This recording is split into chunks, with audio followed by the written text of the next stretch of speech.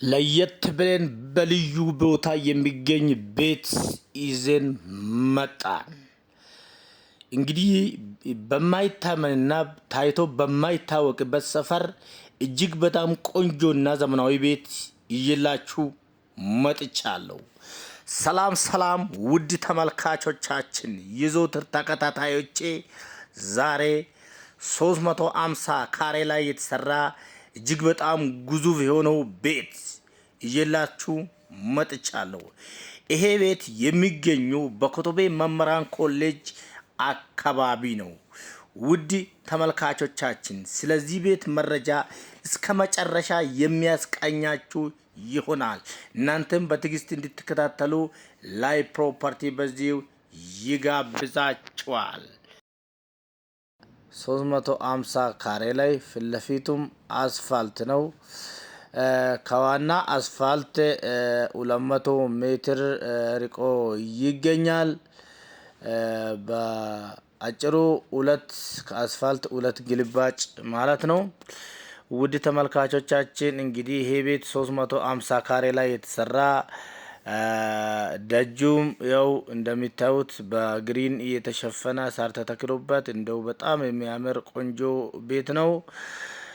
ወደ ግቢ ደግሞ ገባ ስንል እንግዲህ እንደሚታዩት ግቢው በግሪን የተሸፈነ እጅግ በጣም ቆንጆ ሆኖ የተሰራ ቤት ነው።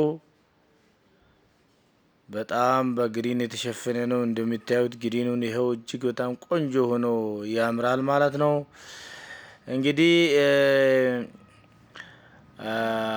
5 ወይ 4 መኪና ማቆም የሚችል ፓርኪንግ አለው። ግቢው እጅግ በጣም ሰፋ ብሎ የተሰራ ነው። የላውንደሪ ቦታ አለው። የበግ ማረጃ አለው። እንደሚታዩት ይኸው የበግ ማረጃ ነው። እጅግ በጣም ቆንጆ ሆኖ የተሰራ የበግ ማረጃ አለው። ራሱም ውሃ ማስወገጃ አለው። ታስቦበት የተሰራ እጅግ በጣም ቆንጆ ሆኖ የተሰራ ቤት ነው። እንግዲህ በኮተቤ መምህራን ኮሌጅ አካባቢ እንገኛለን። ውድ ተመልካቾቻችን እንደሚታዩት በረንዳም አለው። ራሱን የቻለ እጅግ በጣም ቆንጆ ሆኖ የተሰራ በረንዳ አለው። በረንዳውም እንደሚታዩት እጅግ በጣም ቆንጆ ሆኖ የተሰራ ነው። ውድ ተመልካቾቻችን ግቢው እንደሚታዩት እጅግ በጣም ቆንጆ ሆኖ የተሰራ ቤት ነው። አሁን ወደ ውስጥ እየገባን ነው። እንግዲህ ወደ ውስጥ ስንገባ ኮሪደሩን እናገኛለን። በጣም ቆንጆ ሆኖ የተሰራ ኮሪደር አለው። የተገጠመው ሃምቦል ደግሞ ልዩ ያሰኛል። በጣም ለየት ያለ የሃምቦል አገጣጣም አለው እዚህ ቤት ላይ። ሳሎን ደግሞ እንግዲህ እንደሚታዩት እጅግ በጣም ቆንጆ ሆኖ የተሰራ ሳሎን አለው። የሳሎን አምፖሎችም እጅግ በጣም በልዩ ሁኔታ የተሰሩ አምፖሎች ናቸው። ከውጭ የመጡት አምፖሎች ስለሆኑ እጅግ በጣም ልዩ ያደርገዋል። ውድ ተመልካቾቻችን የኦፕን ኪችን አሰራር በጣም እጅግ በጣም ዘመናዊ ያሰኛል። ውድ ተመልካቾቻችን የሳሎኑ ስፋት ፈረስ ያስጋልባል። በጣም ሰፋ ያለ ሳሎን አለው የኛው ቤት። እንግዲህ የላይቲንግ ሲስተም አገጣጣም፣ እንደዚሁም የኦፕን ኪችን አገጣጣም፣ እንደዚሁም ደግሞ ወደ ማስተር ስትገባ ወደ ውስጥ ወደ መኝታ ቤቱ ስትሄድ ደግሞ እንግዲህ ያለው የኮሪደር ስፋት እጅግ በጣም ቆንጆና ዘመናዊ ያሰኛል። ውድ ተመልካቾቻችን ይሄኛው ደግሞ የማስተሩ ሻወር ሽንት ቤት ነው። ሁሉም ነገር የተሟላ ቦይለር አለው። መስታወት አለው። የልብስ መስቀያ ቦታ አለው። እጅ መታጠቢያም እንደሚታየው ነው። ጃኩሲ አለው። እጅግ በጣም ቆንጆ ሆኖ የተሰራ ቤት ነው። ምንም የሚጎለው ነገር የለውም። ወደ ማስተር ሜድሩም እየገባን ነው። አሁን በማስተር ሜድሩም እንገኛለን።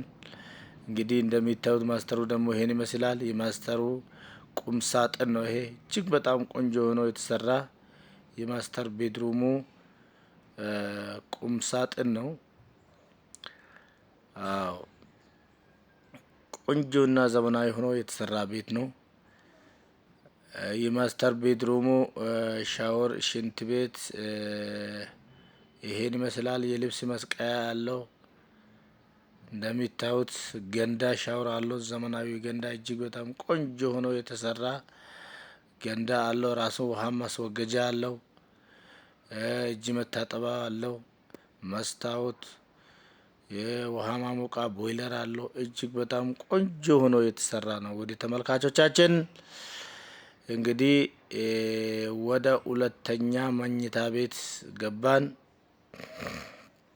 ዋና ላይ ካሉት ቤቶች ሁለተኛ መኝታ ራሱን የቻለ ቁም ሳጥን አለው። እጅግ በጣም ቆንጆ ሆኖ የተሰራ ነው። እንግዲህ ውድ ተመልካቾቻችን ይሄ ቤት ለመኝታ ቤቶቹ የተጠቀሙት ሴራሚክ እጅግ በጣም ልዩ የሆነው ሴራሚክ ነው የተጠቀሙት። በጣም ቆንጆና የሚያምር ነው። የቀለም ምርጫ በተለይ እጅግ በጣም ዘመናዊ ያሰኛል። ይሄ ሁለተኛ መኝታ ቤት ነው። ሶስተኛ መኝታ ቤት ነው። ይሄ የዚህ የልጆች መኝታ ቤት ነው። ሻወር፣ ሽንት ቤት፣ ገንዳ ሻወር አለው። ውሃ ማሞቃ ቦይለር አለው። እጅግ በጣም ቆንጆ ሆኖ የተሰራ ነው። ዋና ላይ ካሉት ሶስተኛ መኝታ ቤት አየን ማለት ነው። ይሄኛው ደግሞ አራተኛ መኝታ ቤት ነው። እንግዲህ አራተኛ መኝታ ቤት ነው ይሄ። እጅግ በጣም ቆንጆ ሆኖ የተሰራ ነው። ይሄኛውም የራሱን የቻለ ቁም ሳጥን አለው። በጣም ቆንጆ ሆኖ የተሰራ ነው። ውድ ተመልካቾቻችን ላታቆም ማተልፉት ነገር ቢኖር የዚህ ቤት ዋና ማስተር ቤድሩም ላይ እና እንደዚህም ልጆች መኝታ ላይ ቁም ሳጥንና ሻወር፣ ሽንት ቤት አለው። እጅግ በጣም ቆንጆ ሆኖ የተሰራ ነው። አሁን ወደ ክሎዝድ ኪችን ገባን። ሰርቪስ ላይ እንገኛለን። ክሎዝድ ኪችኑም ደግሞ ይሄን ይመስላል። በጣም ሰፋ ብሎ የተሰራ ክሎዝድ ኪችን አለው።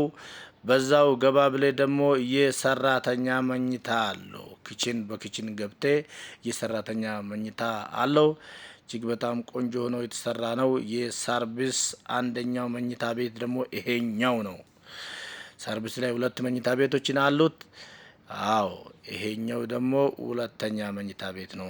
ውድ ተመልካቾቻችን እንግዲህ ስልኬን በመጨረሻ ላይ አስቀምጥላችኋለሁ። ይሄን ቤት መግዛት የምትፈልጉ ካላችሁ በስልክ መስመራችን መደወል ይቻላል። ይሄ ደግሞ የልብስ ማጠባ ቦታ ነው። አዎ የላውንደሪ